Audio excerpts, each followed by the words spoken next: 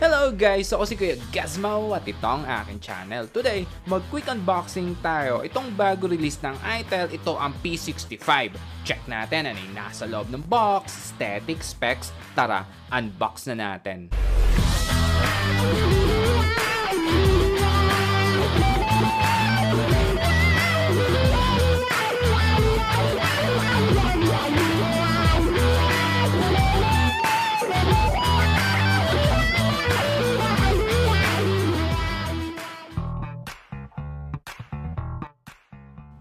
Bago sa unit, check muna natin ano ang nasa loob ng box. Itong warranty card, freebie na phone case,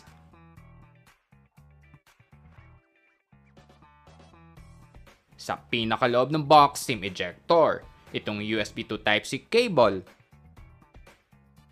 at ang huli, itong power brick dahil entry level pros na at least 18 watts na ang linagay dito. So nag-charging speed test ako dito, nag-start ako sa standard na 20%, no full ito ng 1 hour at 35 minutes. Itong na-unbox natin, ito yung color na Cyber Black. Available din ito sa Cyber Titanium.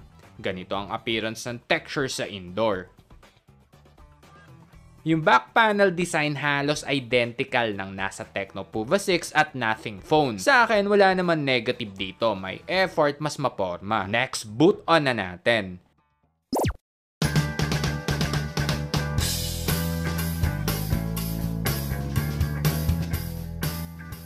Napansin ko, meron yan nakalagay na screen guard or screen protector. Next, punta na tayo sa specs. Ang screen size nito ay 6.7 inch na HD Plus na IPS display na ang pros, kahit entry level ay naka-punch hole display na. Pros ulit yung screen, meron tayong 120Hz sa refresh rate. Yung screen to body ratio sa chin medyo makapal na common sa mga entry level. Sa Widevine sa mga nagne-Netflix, meron itong L1 Full HD. Ang network nito guys ay 4G, so test na rin tayo sa data speed. Ito'y supported ng OTG, supported din ng 5GHz sa Wi-Fi, Android 14 version ang nandito. Hindi ito supported ng NFC. Ang selfie camera naman ay 8 megapixel. Ito ang sample ng picture. Itong na-unbox natin, ito yung 4128 na variant na sa ngayon, for sale ito ng 4,599 pesos. Mas mura kung nakabili ka sa early bird promo. Mas makakalis ka dahil sa vouchers. Yung 4GB RAM nito guys, meron niyang memory extension na plus 1, 2 at 4. Na ang pros, yung flash memory nito ay UFS. Ang main shooter nito ay 50 megapixel sa 1080p. Di ko na sinama isang lens kasi para sa akin yung AI at QVGA ay decoration lang yan. Meron kayong mapapansin dito na dalawang rounded na LED flash. Yung isa ay flash na regular. Yung isa naman ay yung sa ring light effect. Bali may function yan kung sa charging, gaming, or notifications. Dagdag forma, mas masarap sa mata pero pwede mo rin naman i-off kung di mo type. Ito naman ang sample ng pictures. Meron tayo dito sa indoor, outdoor at low light.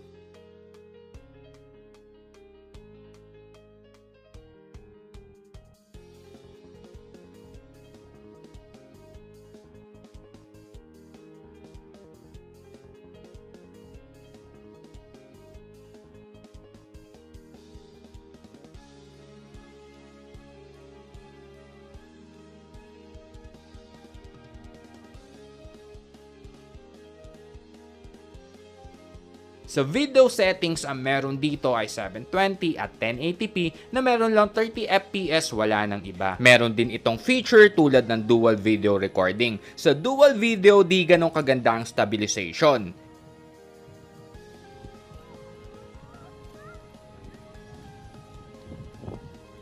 Pero sa single video sa back camera, ang pros, maganda ang stabilization.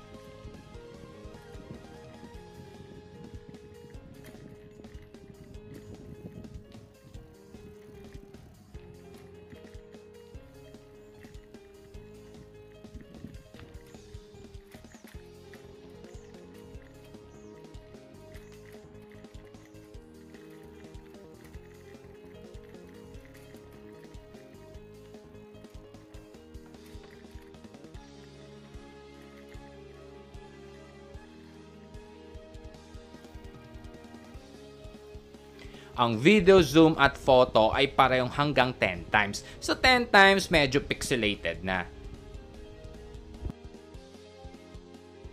Dagdag details ko lang yung frame, flat edge. Sa right side, nandito itong volume rocker. Sa taas nun yung flex button. Ito yung para mag-assign ka ng quick access or shortcut.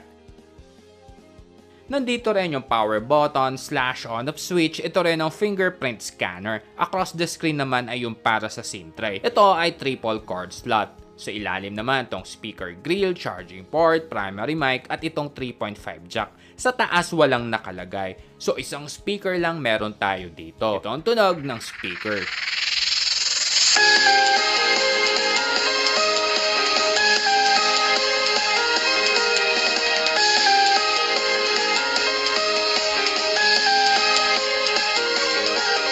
Napansin ko medyo mataas yung treble. Ito yung sample muna ng good quality na speaker.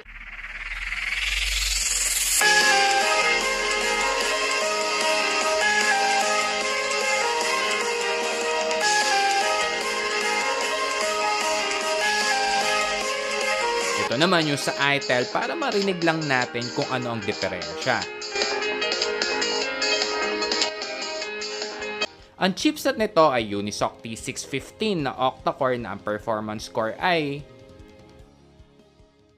So nag-game test ako dito, linagay ko yung link sa comment section para hindi sobrang humaba. Para makasave din ng time sa mga hindi naman gamer. Ang goal natin sa game test para ma-check natin kung playable ba or kung malag ito sa mga game apps na itetest natin. Detalyado yan mula sa game time, battery consumption at phone temperature before and after ng games.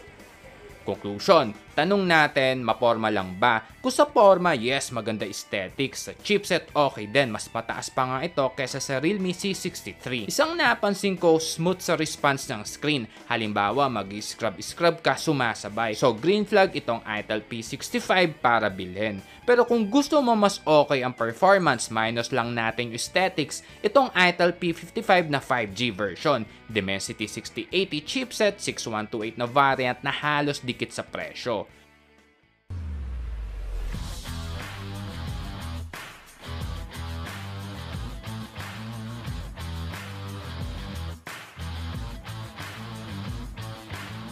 So yun lang guys, hanggang sa mga susunod na unboxing. Ako si Kuya Gizmo, peace.